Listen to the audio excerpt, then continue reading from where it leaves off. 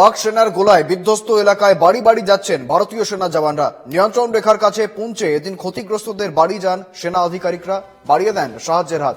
এদিন পুঞ্চে ক্ষতিগ্রস্ত কাশ্মীরিদের হাতে খাবার ও ওষুধ তুলে দেন সেনাবাহিনীর জওয়ানরা।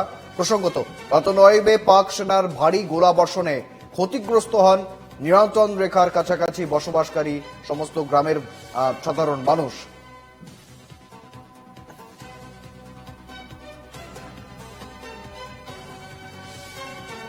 যেমনটা জানাচ্ছিলাম,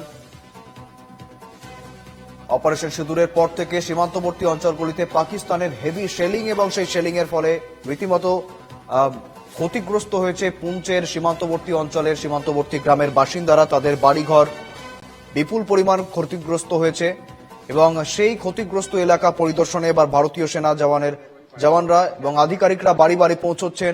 খাবার, ওষুধ, বিভিন্ন জিনিস, বিভিন্ন সাহায্য তারা তুলে দিচ্ছেন।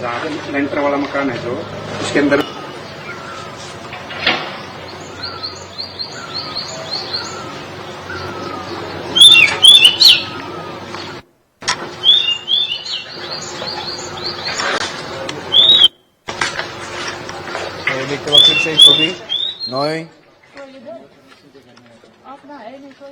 মে রীতিমতো পাক সেনার গোলাবর্ষণ, ভারী গোলাবর্ষণ এবং যার ফলে একেবারে ক্ষতিগ্রস্ত গ্রাম